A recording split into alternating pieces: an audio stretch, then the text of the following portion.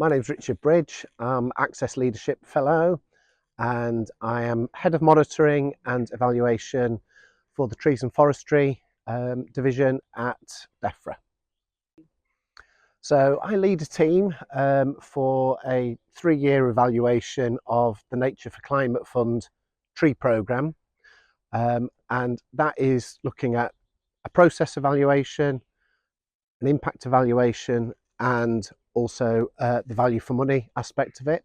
So we've completed stage 1, we've very nearly completed stage 2, and then there will be a final evaluation at the end of the programme in 2025.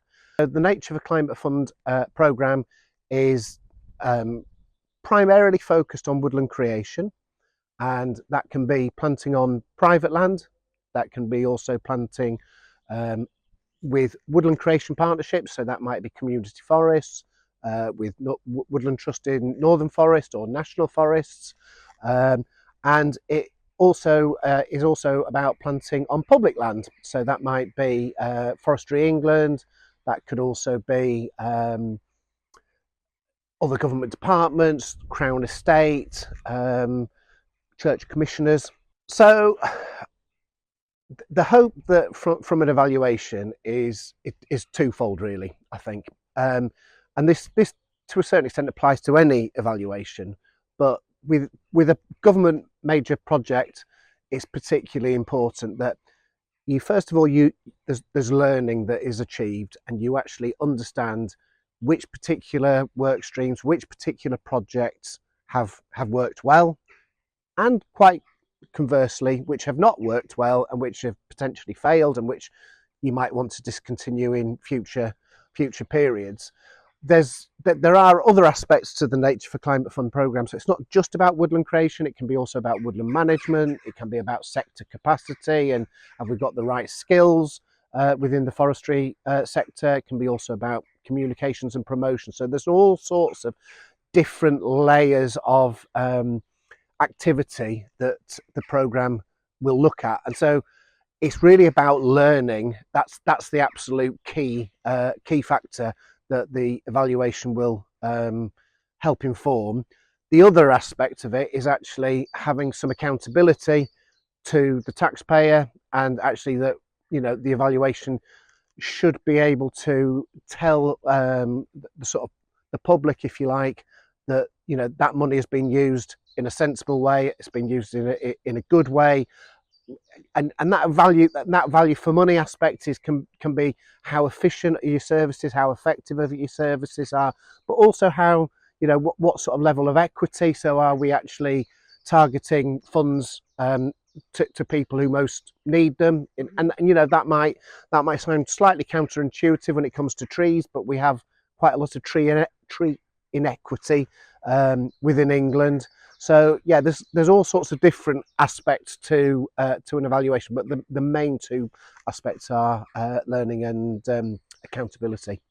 The learning is for internal policy, but not just policy. There's also delivery, and it's really important that when you are actually rolling out programs and policies, that you actually are learning from those policies, but also that you're also learning how effective are the delivery mechanisms or the delivery partners that are actually delivering those. So that's really important. In terms of stakeholders, yes, we engage an awful lot with huge amount of different stakeholders, and it's really important. Again, some of those are delivery partners, some of those are interested stakeholders, because it could be the RSPB, it could be National Trust, it could be Woodland Trust, who are obviously got keen interest in what is actually happening in the world of woodland creation, woodland management.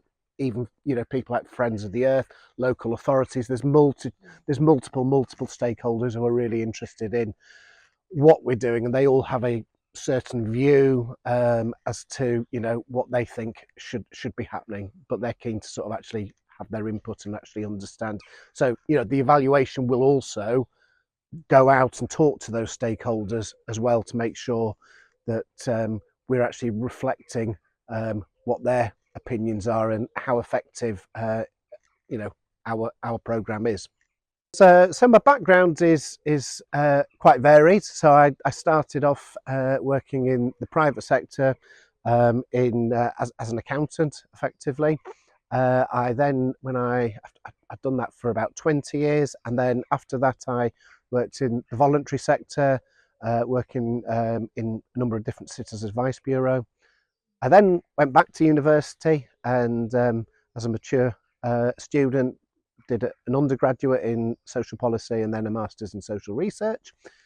And then after that, I went into the civil service. I started my civil service career in 2017 for Department for Work and Pensions.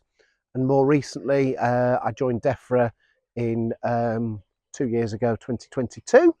And I've thoroughly enjoyed my time in Defra. It's a particularly interesting and quite rewarding policy area to work within.